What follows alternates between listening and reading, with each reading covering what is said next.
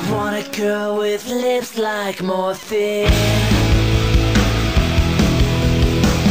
Knock me out every time they touch me. What kind of hope are you guys trying to restore to the hopeless with this tour?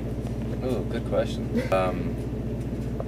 The hope for the Hopeless record and tour is kind of, you know what, it's almost not like, you know, when I think of it, I don't necessarily even think of it as like a hope for fans and everything. I think of it for the band, you know, because we're, you know, it's been a weird few years for us. You know, we've been touring a lot. Now we have a lot of action going on over in Europe, UK. We're going there a lot, and it's much more, you know, exciting over there for us right now because we're kind of like a new band. Where in America we've been touring around for a long time.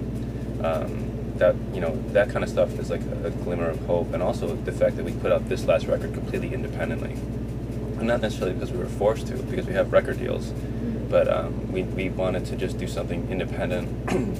It got picked up by Hot Topic and all this stuff, and so now we're out doing the tour, and it's, you know, it's kind of just in like in a time now when the record industry is so like failing and just so bad and dismal for bands. This is kind of our way of just kind of like re-energizing ourselves and giving ourselves hope, and you know, I don't know if that translates to the fans, but I mean, I think these are the biggest and best shows we've ever done. So so also for those fans who have seen us come out and play the same 8 songs every single night, you know, when we're opening for all these other groups, you know, they can, I guess, hope for a little more. And speaking of like going overseas and stuff, I don't know if you've heard, but Russia is trying to ban the whole emo people wearing makeup and black, like completely. Oh. Yeah, England is saying ban that are suicide cults. So wow. Like, that's so crazy. What do you, like, your band, you know, kind of wears black, you know? Yeah, you know, that's first of all, I don't align myself with anything emo, any kind of scene like that. I don't think, and the band doesn't either. I mean, we've been around long enough that we're kind of like, I think, I know, I guess I would say above like those kind of like categorizations.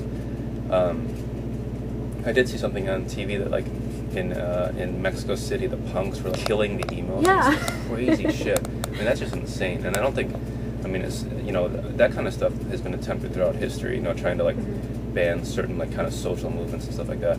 Definitely doesn't work, you know, and I don't know even know if it really makes a good point or a good like kind of statement. Yeah, I don't know what I think about that. I mean, I don't know if that would prevent us from playing there or anything. That's all I really care about, you know. I mean, I know we have fans over there and everything, but it's weird, you know. It's weird that it's, you know, it's crazy that it's still like the dark ages almost, where people are so backwards and thinking that, you know, a way a person looks, you know, and everything is really gonna like, you know, really, you know, a suicide cult. That's just one crazy, you know, definition. I honestly do think that people who, if you really align yourself so much with one kind of like fashion statement or like some kind of music scene or something like that, I think that's just kind of misguided too. I mean, I would hope fans, I think, are a little more diverse than that and a little smarter than that, but not everybody is. You know? And you guys have actually had like a lot of music featured on TV shows, so do you have a particular favorite show that, you know, your music has gotten the chance to like be played on? Not really. I mean, a few years ago we had our music on the MTV Movie Awards or Music Awards or something like that, and that was kind of cool.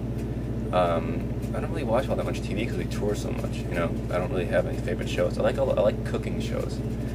And you know what's funny? That's a thinker. I never thought that our music would be in a cooking show, but a band we were on tour with last year, the Pink Spiders, were just on Kitchen Nightmares, and they performed live. I'm like, damn, that should be us. That would make me happy. We were once on my mom's favorite soap opera, and she freaked out. She called me in the middle of the day. I think it was like One Life to Live or something like that, and she was just, you know, of all the things that we've done, this band has done, that was the thing that made her think that we've arrived. You know, we don't play Florida as often as we should, really. Yeah, I really like it. You know, it's always been good for the band. Like the audiences are really good here, and the weather's always kind of a nice break from anywhere else you are. You know, yeah. Going to beaches and stuff. Except hurricane season. Be careful. No, I like Florida though. I like all of it. And with all the illegal downloading and stuff going on with the internet, and you know how record companies are like so happy, do you think the illegal downloading has helped or hurt your band? You know, that's a good question, because, you know, a lot of artists would sit and talk about how, you know, the illegal downloading is ruining the business and all that stuff.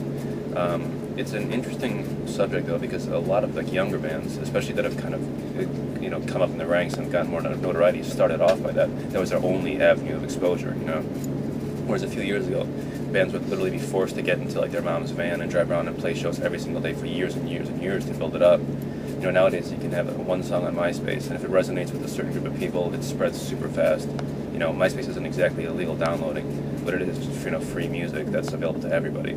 So for the same reasons, if someone wants to sit and download music, I personally would rather have our fans download stuff illegally or legally than not just have the music. And you can't count on record companies to stock your records in stores or do any kind of promotion that would really bring your band to the fans. So it's almost like the bands have to do it directly. And the one way is to just make an MP3 and put it up there and see what happens.